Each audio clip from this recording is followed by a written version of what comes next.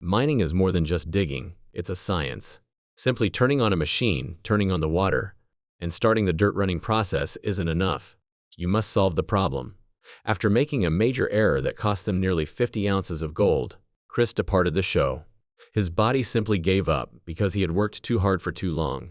Everything felt broken without Chris, but the machines continued to run. The staff attempted to make things better, but nothing was as successful as it had been. Stop making jokes, people. Pay attention, since the mine almost collapsed immediately after Chris left. 10,000 ounces of weight. Legends are not bestowed by the Klondike. Hours, ice, dirt, and the silent dignity of finishing tasks when everyone else wants to give up are all carved into them. That man had been Chris. Steady speech, steady hands, and steady outcomes. He wasn't ostentatious. He was not a showman.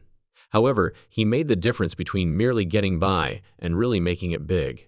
He served as the unseen backbone of a chaotic machine that hardly functioned for more than 10 years. However, after he vanished, nothing functioned as before. Our deadliest adversary and dearest friend is water. We can stop washing out all this gold if we can lower the water volume by turning off that pump. But something changed in Season 15. In 1,000 little bursts, rather than one spectacular explosion, silently spreading invisible hairline cracks in a man's will, the season started off similarly to many others. Great stakes, great hopes, early snowmelt. With an ambitious fist and his sights set on a figure that seemed like a challenge to the cosmos, Parker Schnabel emerged in full force. Like a slap, the number struck. It was risky in addition to being high. It demanded every machine running on red line, every body, and every second. And the math was flawed from the beginning. The coarse gold is typically caught here, when the material strikes initially. It's typically among the best mats. What I see is actual fine gold, but that's the first mat. Too much water is present. It is preventing the gold from settling where it should. With 3 wash plants, there was just one Chris, 3 gold streams, 3 salo boxes, and 3 times the cleanup. Hard seasons were nothing new to him. He had persevered through fatigue, cold, and injury. It wasn't difficult, though. There was no way. Each plant had a unique set of issues. Big Red choked on boulders too big for him. Every 3 hours, the rock sands conveyor shrieked. Bob's plant exploded, as if it was angry at being contained. Chris was in the middle of it all, relying mostly on muscle memory and silent determination to keep everything together. Not soon enough, everyone noticed. The humor subsided first, followed by a stiffening and slowing of the posture and deliberate, measured movements. It's straining, but never sloppy. It wasn't weakness that was causing Chris to lag behind. No one else had ever been expected to bear this much weight for this long, and he was lagging behind. Parker was pursuing 10,000 when he noticed it. Additionally, you look at ounces rather than bruises while chasing a number that large. The physical toll wasn't the only one. The imaginary one was the one. Every mistake cost a loss. Cleaning took up 1 second for every second that was spent not recovering. Every shovel, cleanup dish, and drenched bootstrap on the floor of the gold chamber felt the tension snap taut. It was a nice idea to test out those 2 clamps today, but we still need to make some decisions. The clock is ticking. The crew remained thin as the pressure increased. Nobody was interested in removing a body from a loader or dozer. They were already strained. Chris needed to find a way. He did. Finally, a name was thrown out. Costa, Tatiana. A knowledgeable, diligent, and well-respected operator. She had never worked in the gold room, but she wasn't a newbie either. It was the only remaining move, though. Tatiana was chosen. She would be guided gradually into the one area that no one else wished to enter. She was like a lifesaver. A lifeline, however, is not a rescue. Not when you already have water in your lungs. Chris made an effort. He did, of course. He gave her training and demonstrated for her how to correctly pan, clean trays, and spot gold loss before it occurs. But he had to pay extra for every new lesson. Energy, time, and sanity. The rocks continued to fall. The buckets continued to flow. And another part of him gave way behind each bit of advice and hard-won knowledge that was offered. Tatiana put forth a lot of effort. She immediately adjusted. However, 2 individuals was insufficient. Not when Chris's inconceivable feat formed the foundation of the system. Alone for too long. She was unable to carry his clothing. She was unable to turn back time. The additional assistance came too late. Already, the harm was done. Chris never stated it directly. He didn't voice any complaints. I wasn't accused by him. When he gives someone a whip, it becomes berserk, and may potentially cause harm to someone. Can you imagine a fire hose this large? He simply didn't call foul, you know. He simply wore it. Every double shift, every hose failure, and every ounce that falls short of quota. Then one day, without any fanfare, he dropped his tools, removed his gloves, and moved out of frame. The crew struggled in the ensuing hours. Tatiana persisted, but the atmosphere in the room changed. Gravity was more important than skill. The walls didn't quite hold without Chris, who had been the focal point of that room. The internet noticed outside the camp. Forums blazed. Questions were raised by viewers. Was he let go? Was he ill? Did the show refuse to air because of any drama? The reality wasn't pretty. There was no story twist. Chris Dumit had just finished. He's finished sacrificing himself for a figure too large to be respected. I've finished patching the holes that no one else would. I'm done putting in the daily effort to achieve a goal that just benefits the spreadsheet. The Klondike didn't apologize. It had taken its toll. Everyone knew, but nobody wanted to acknowledge it. The operation would continue. It would never run the same, but the machines would continue to roar.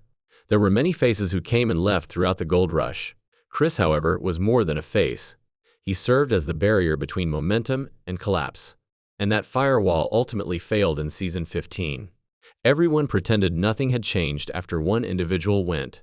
A heartless machine. The machines continued to work after Chris Dumit left. Buckets fell. Cello boxes overflowed. And belts spun, but something wasn't right. The soul was gone, but the rhythm remained. It resembled the breathing of a beast whose heart had been torn out. Even so, each ounce of gold felt more costly and heavier. In spirit, not in dollars. It was Tatiana Costa who drove. She tried her hardest. Where Chris had been, she was now. She handled the same mud, swept the same trays, and looked for the gold where it preferred to hide. However, good intentions meant nothing to the gold room. It required accuracy. Obsession was what it desired. Its top priority was consistency.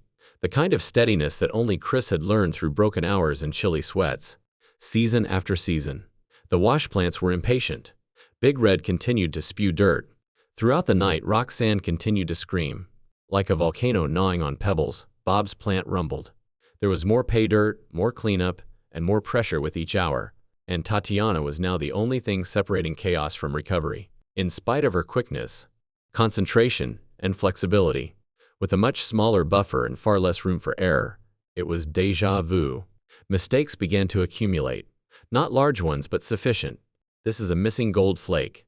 There, a tray was washed too quickly. A little late, a salad box cleared out.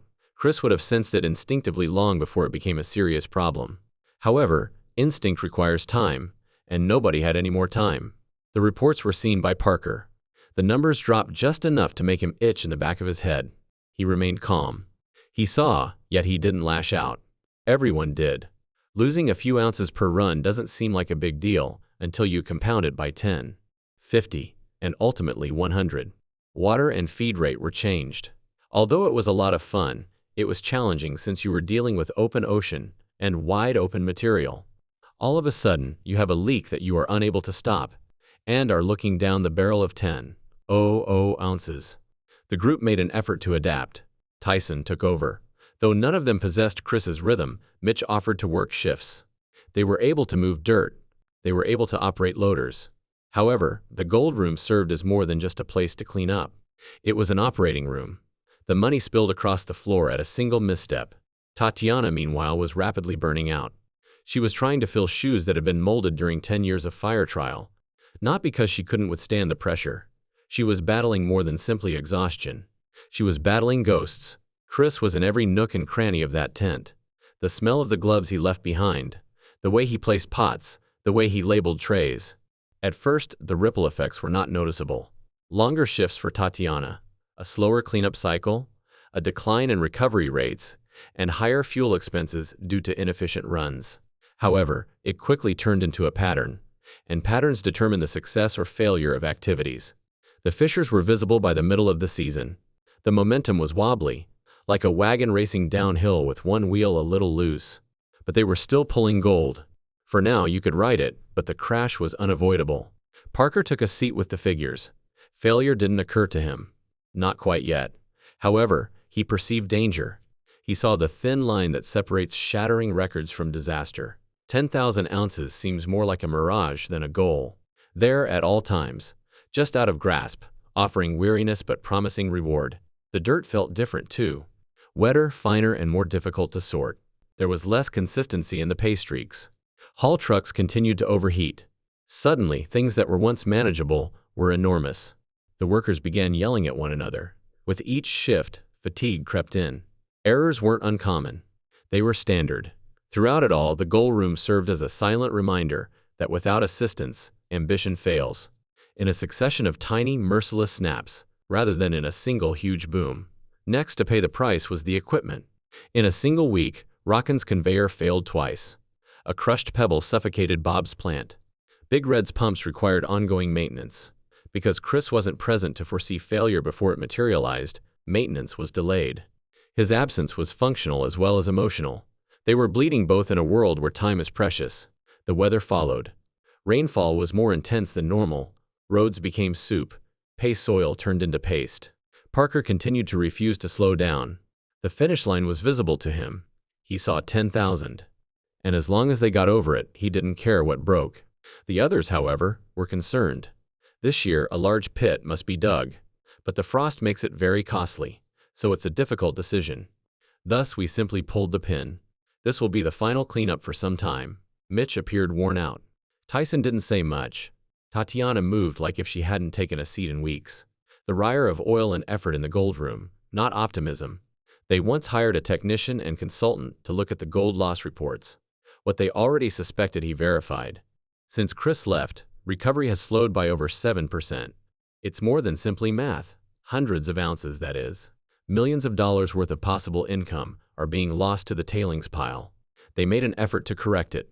They were placing tape on a dam, but they also had better wash cycles, new separators, and more eyes watching the operation.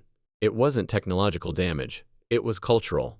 Chris had done more than just fix things. He had remained upbeat. The operation felt hollow without him. Profitable, perhaps, and functional, but soulless. It had lost the element that gave it a human feel. He felt it, but he didn't express it out. It was a different machine. Perhaps there was no way to fix it. Because a man like Chris takes more than just skill when he leaves. He is rhythmic. He follows his instincts. He assumes responsibility. Things that tools and training cannot replace. It's only when the system begins to falter that you realize certain things are lacking. It was difficult to lose him. Being apart from him made everything worse. The price of leaving, the expense of remaining. The Klondike no longer felt like a mine by the end of season 15. It had a wound-like sensation. It was something that had been repeatedly reopened, deeper each time, rather than a new incision. The promise of recompense was no longer in the ground. It required giving up something. There was no light to the gold. It was snarling. 9,000 ounces. They were in that location. Close. It's close enough to taste. Not close enough to rest, but close enough to believe. Because slowing down meant resting. You had to risk everything by slowing down. Furthermore, no one wished to be the one to give up. Chris Dumit stood outside and watched. He heard the stories and saw the numbers. He had experienced the sensation of striking the brink, hanging there, and wondering how far it could go while looking down. The reality was straightforward. Although the gold was pursuing something else, they were still after gold. They couldn't risk losing allegiance, time, blood, or anything else. The Klondike was no longer a goldfield. It was a grinder. The team lowered their heads. Parker persisted in pushing. Tatiana's hands were still raw. Tyson didn't take as many breaks. Mitch worked double shifts. Everyone gripped the goal more tightly. The fissures continued to spread even as their fingertips grew numb. And something else was buried deeper with each ounce that emerged from the earth. Memory, equilibrium, and trust. Once filled with ritual and laughter, the gold room was now quiet. There was no energy for banter, no time for jokes. Nothing about it felt alive. Even when the trays arrived, the aim was revealed, and the work was completed. The movement was recorded by Discovery's cameras, but the meaning was not. Context-free footage, emotionless expressions, and ounces being tallied like ledger figures, rather than triumphs. The audience sensed it. Fans commented, ratings changed, and the heartbeat vanished. That soul had been Chris. The pulse calmed the rush, even though it wasn't the franchise's most well-known figure or face. The show felt like machinery without him. Empty, but effective. The countdown to 10,000 intensified back on the scene. Time was not on their side. The weather window for the season was dwindling. The rain had intensified. The temperature dropped. It was muck on the road. For the record, his pride, and perhaps even to demonstrate that he could handle losing someone like Chris, he needed those ounces. Because a general is eventually lost by every empire builder. Is it still possible for them to win the war? The group was divided by the last week, not in terms of camaraderie, but rather in terms of gasoline. Nothing remained for them to offer. Joints are rigid, eyes are empty, disputes are brief, and laughter is infrequent. Never go indoors, always go outside and dry gold. If you don't, you'll mess up since it releases a deadly gas. There was a decrease in another cleanup, a large one. There was a problem. Gold loss is a human failing rather than a technological one. A tray was missed by a shift. An early clearance of a salad box occurred. Perhaps a sensor was overlooked. Perhaps the lack of sleep caused someone's brain to become cloudy. Everyone felt the weight, yet no one pointed fingers. Chris would have recognized the error if he had been blinded. They spent over 50 ounces on it. It's not a dent, it's a crater. In slurry, almost $250,000 were lost. Even worse, it took place close to the finish line.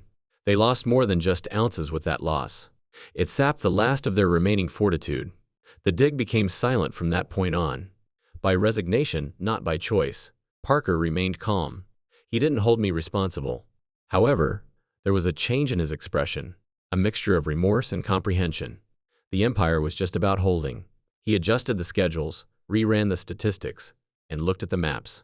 They needed to be flawless, something they hadn't done since Chris left, but there was still a way to 10,000.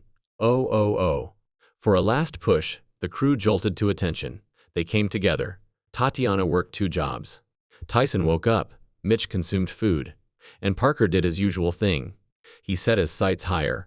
Chris had known that all along. He walked for that reason. He loved the work too much to watch it become meaningless, not because he didn't enjoy it. That understanding struck Parker more forcefully than the wind, because being a leader is more than just setting goals. It's about vision, tempo, and vibe. That was what Chris had given them, not with lectures, but with presence, humor, and composure in the face of adversity. That storm had lost its eye. Parker sat by himself at the outskirts of camp after the last cleaning was completed, and long after the last camera had gone black. Weeks of unrelenting digging had left the ground beneath him damaged and scarred. Didn't appear to have won. It appeared worn out. Someone had taken the gold. The celebration never came, but the purpose was accomplished. The weight of something emptied out from within suddenly weighed down what ought to have been a victory. Our neighbor lives next door. A few weeks ago, he came to me and wanted to sell his property. I've been talking to him about buying him out, and today I inked a deal. He remained silent. There were no toasts made by the crew. Since they all understood in their hearts that this wasn't a victory, nobody applauded or clapped. It was a reckoning. They had surpassed 10,000 ounces, but in the process, they had lost something essential. The kind of loss that leaves everything quieter, but doesn't create any noise. The team returned to camp and packed things with the exhausted precision of those who had contributed more than they could.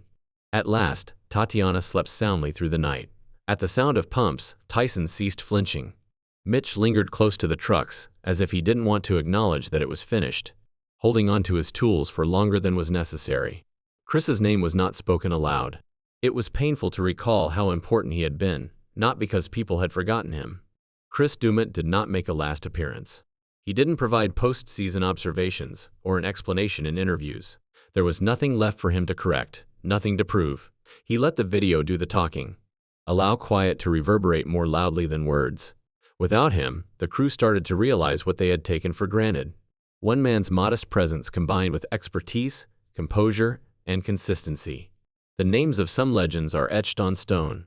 Tray by tray, cleaning by cleanup, Chris Dumit chiseled his into gravel, until the whole operation rested on habits he had molded with quiet grit and calloused hands. And it wasn't a tumble when he eventually released his grip. It was a liberation. The kind that can only be made peacefully by a man who has sacrificed everything. By allowing Chris Dumit to slip into silence, did Parker abandon his commitment to his legacy? Post your thoughts in the comments section. For interesting content, like and subscribe.